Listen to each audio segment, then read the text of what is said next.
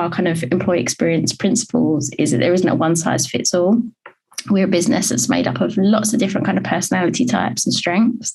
And so what may work for one team could be very different, like say for engineering, than our finance or our marketing community. So it's really giving managers the tools to think about how their teams best work, and really kind of agreeing up front what are the events or projects or team meetings we're going to have where we want to be together in person, and what are the ones that we can do remotely. And then they've almost kind of co-designed what their schedule looks like. And so from a productivity standpoint, they might do meeting kickoffs in person and using that as an opportunity to team bond. But then we are quite heavy users of Slack and kind of the Gmail suite. So we do a lot of kind of asynchronous documents online. That means that regardless of whether some team members are logging on early or others are logging on late, everyone can be kind of working on a document and a kind of pitch or a project all at the same time. So we've kind of had to figure out what are our communication tools to improve productivity. I think companies that have never really worked remotely, once they got into the pandemic, it was like they were just on calls all day and they were like back to back. You just like, that would be it. And that was just like the norm for a lot of people. I think you really have to look for ways that you can do like things that are not on a call. So asynchronous communication is really important for us. We use GitHub for a lot of discussions. We have internal blog system, and we try as much as possible to, question whether we need a call for something or whether we can put it somewhere else. And then people can respond to things in their own time. They don't have to like jump away from the things that they're doing to go on a call. We also have like a no call day in our calendar. So every Friday we don't schedule any company calls so that people can focus on their work. We do have to have like external calls with clients and things like that come up, but we try not to have internal calls that day.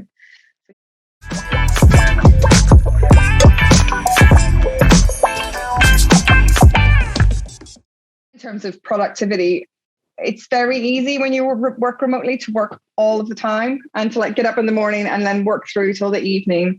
And that's really terrible for productivity. You need to create really good boundaries between your work and the rest of your life. So, helping people to create those boundaries is something we do. So we do things like, pay for co-working spaces, support people to like set up their home offices and things like that so they can create those boundaries in their life. But also making sure that people take breaks during the day, that they step away, go for a walk, have a cup of tea. Just don't think that you've got to be sat at your computer all day writing code on calls. So at Mural, we have a remote work playbook in our internal wiki, and we have a whole chapter on productivity in a remote setting. And we give a few tips on how to improve your individual productivity. One of the first things we say is really learn how to protect your time. And this involves blocking your calendar and making space for time for deep work and time for you to think. And there's nothing wrong with blocking your time. You're just letting people know that this is a time for me to focus on what I need to do, and maybe have your personal things to do. Maybe you have to pick up the kids at school or run some errands. We are also a global team, so we have different time zones, people working different times. And we also suggest that people write the times that they're available on Slack, which is our internal messaging tool. So protecting your time is really a big deal. We also ask people to really prioritize and ask themselves, what do I need to get done today? And if somebody tells you that there's a request that's urgent, always ask why that request is urgent. And sometimes or oftentimes you'll find that the request is actually not that urgent. So it's up to you to prioritize and to also communicate to your team what you're working on, or to communicate with your manager, and always figure out how you can work better together. And finally, we would suggest also, try not to multitask.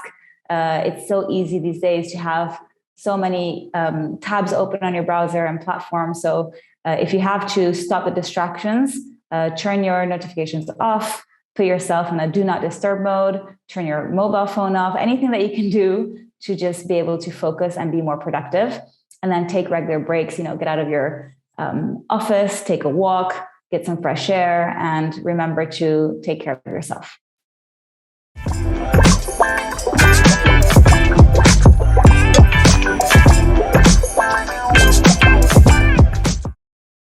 Trust is extremely important. And hell, I can't accept anyone who says, I can't trust my team if I can't see them, because I refuse to believe that when that person is sitting in the office, that person is actually working for all 9 hours. So all I have to do is walk around the office and I can see people doing some online banking, people are doing online shopping. Everyone's allowed to do whatever they want to do in the office. We're not a company that bars access to the internet. As long as there is access to the internet, people are going to be on it from time to time. And it's a question of just accepting it. This year and last year, we did 3 or 4 billion US dollars worth of business, with substantially 55 or 60% of our colleagues never having set foot into an office, or for that matter, ever having set foot into an aeroplane or into a customer's office. It's just what's happening in the world today. Yeah. And, there is no denying it. It not being a one size fits all is around kind of outcomes over hours. So we have weekly kind of team reflection meetings on a Friday. Some teams have like daily or bi-weekly kind of stand-up meetings. And we use this amazing tool called 15-5, which allows individuals on a Friday to reflect on their last week. How did it go 1 to 5? What are their priorities for the week ahead? How did they get on with the priorities for this week? And it literally takes kind of 15 minutes for an individual to complete. The manager reviews it ahead of going into their 1-to-1 each week, and really allows us to make sure that we're focused on like the right priorities, and that we're as a team being kind of productive and making sure there's not kind of duplication. So I think it's probably a combination of using tools like Slack and 15-5 and kind of Google Sheets and Google Decks through to kind of appreciating that there isn't going to be a one size fits all, and everyone's got different needs and different personality types, and making sure as a team you're kind of co-creating what that looks like.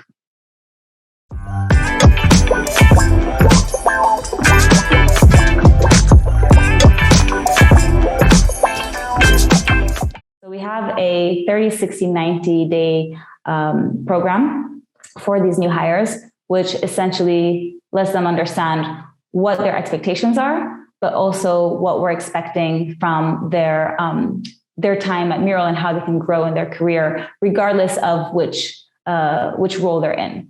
And this is helping both managers and new hires to talk about what is expected of them. And we have different formats. So of course, we use our own tool, Mural, which is very visual. We have learning content there to show them what is expected of them. But also we have the record, which is our internal wiki on Confluence.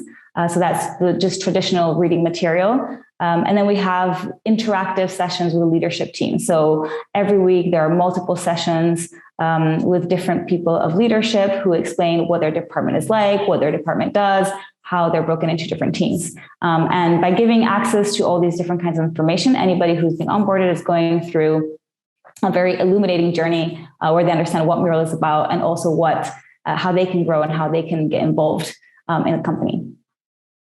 For more sort of entry-level junior employees, you need much clearer processes, and there's a lot more like hand-holding. And actually that has been positive for our more senior employees as well. So having a really clear onboarding process, that you're giving people the steps of the process before they even join the company, so they know what to expect. And we really want to set those expectations from the outset. So we've got like a spreadsheet which has like all of the different things that people need to do in their first week, their first month, or right through the probation process. What else? Documentation is so important working remotely, and up-to-date documentation is really important. So giving them access to the documentation, but definitely a lot of people say they're very overwhelmed in those first few weeks. They're like, oh my God, there's so much to read. But usually by this end of 4 to 6 weeks, they're really appreciative of the fact that they had all of that. Even if they didn't absorb all of it in the first reading, they kind of knew it was there, they were aware of it, and that really helped. And then I'd say for more junior people, you want to be making sure they have a guide through that documentation, not just like dump the whole thing on them and say, go read it, but saying like, this is what you need to read this week, just creating sort of pathways for them through it. So they're really getting to know what they need to know to be successful, and making sure they have everything that they need.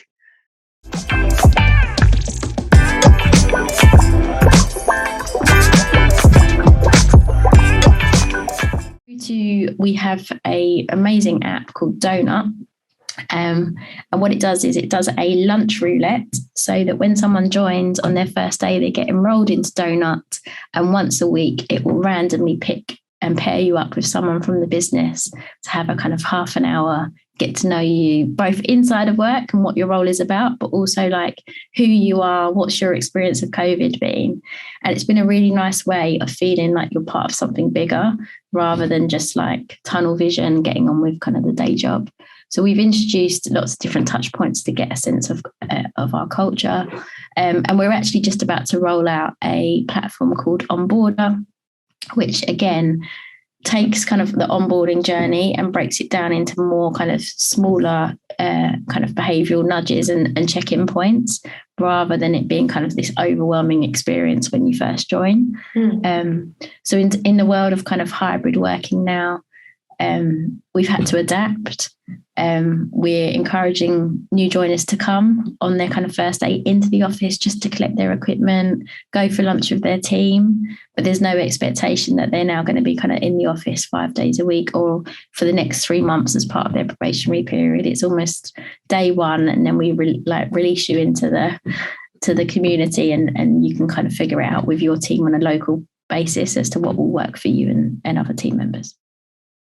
So something that is really important for more junior people is just they know that no question at all is stupid. Like, ask every question. It's way more stupid to not ask a question and to just get stuck with it, but then to raise it, and usually someone will know the answer.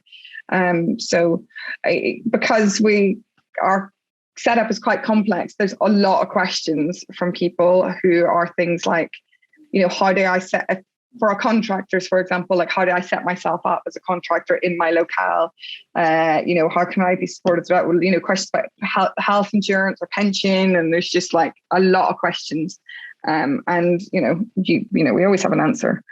One of the ways that we facilitate that is we assign a buddy to the person. So they have someone that they know that like is a trusted person that they can go to with absolutely anything at all, and who also will help them to sort of socialize and connect with other people in the company. And that sort of social aspect is really important. We're a company of very big personalities. Got a lot of people, a lot of gifts, a lot of emojis, there's a lot of chat all of the time.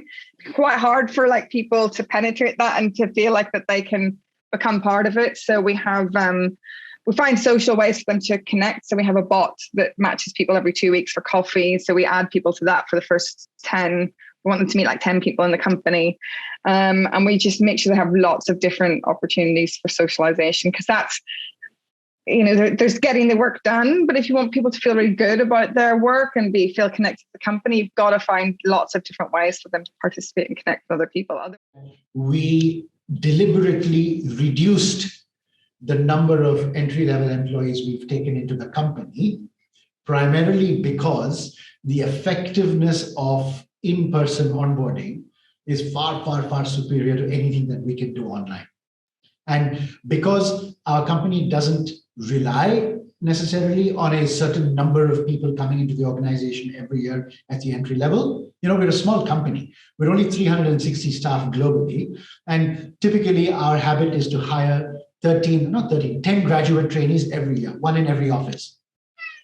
So what we did during the course of the last 18 months, because all of our other offices around the world were not going to the office, the only graduate trainees we hired in the last 18 months were for Hong Kong. And so where we would normally hire 10, one in each office, we hired 5 in Hong Kong last year and 5 in Hong Kong this year. And then when they're eventually sufficiently, well onboarded and familiarized with our culture and everything, our plan is to send them out into the overseas offices. That's the way we're doing it. But, our industry is so heavily reliant on informal collaboration in the workplace that I have to admit that, most of our people who were being forced home because of the pandemic, 99% of them were just begging to come back to the office. They said, we don't want to do this working from home thing because, our commercial people rely on overhearing what everyone else is talking to their brokers about, to their traders about. And, one person fixing a ship, sitting at her desk is listening to her colleague who's talking about some other cargo that could tie into the cargo she's fixing with her next customer. So everyone's constantly sort of, listening in on what everyone else is doing. And it is an essential part of our collaboration. You cannot achieve that sitting alone at home.